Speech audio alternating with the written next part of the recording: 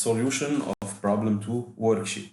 We have the balance sheet of Detroit National Bank and Trust. We have the assets and liabilities and equity. We have rate sensitive assets, non-rate sensitive assets, and non-earning, and total assets is equal to total liabilities and equity. Let's start part A. Calculate the following. First, the gap. Gap is equal to rate sensitive assets minus rate sensitive liabilities. Equal rate sensitive assets from the balance sheet, it's equal to 300 minus rate sensitive liabilities from the balance sheet. Rate sensitive liability is equal to 400, so we will get minus 100. The gap so is a negative gap. Part 2 in part A, find the net interest income. The net interest income is total interest income minus total interest expenses. The total interest income are due from the assets and the total interest expenses from liabilities. Total interest income is rate sensitive assets 300 times 8% plus non-rate sensitive assets 450 times 7%. Here we have 300 times 800 plus 450 times 7%. It's the total interest income minus. Total interest expenses are due from the liabilities. We have 400 times 6% plus non-rate sensitive $400 times 4%. Add here, so we will get $15.5 million as the result of net interest income. Now find the net interest margin. Net interest margin is equal to net interest income over average earning assets, which is equal to net interest income 15.5, and the average earning assets are the assets that generate interest or income.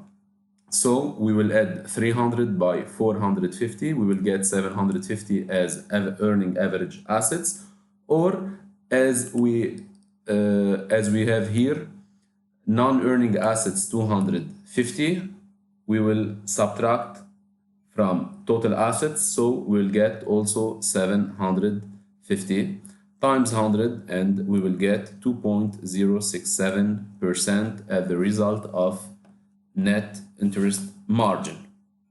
Now part B.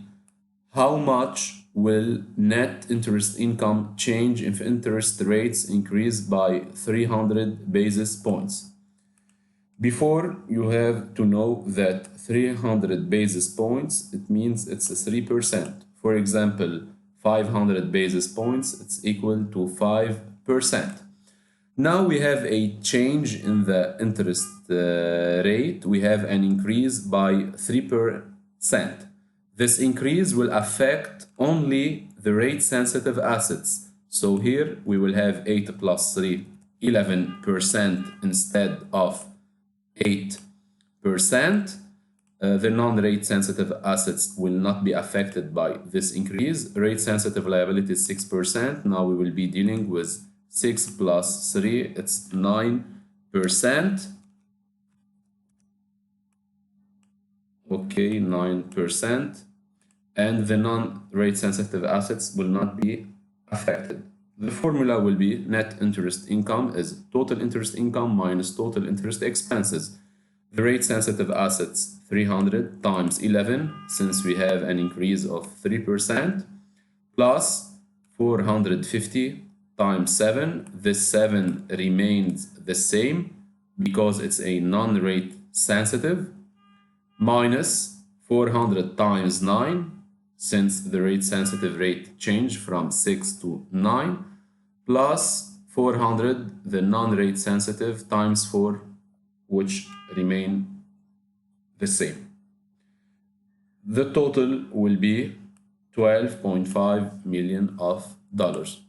The change is we noticed that net interest margin, the net interest income was 15.5, now 12.5. It means the net interest income decreased by 3.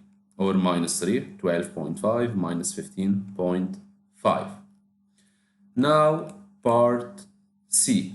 Explain the defensive approach that management can utilize in case of an increase in interest rates is expected. Now, we have already that gap is negative. So an increase in interest rate decreased the net interest income. So what management could do? To prevent this from happening, management should make some adjustments to keep gap near to zero. Management could shift items from non-rate sensitive assets to rate sensitive assets, or management could shift items from rate sensitive liabilities to non-rate sensitive liabilities. So this would reduce the gap to near zero. Thank you.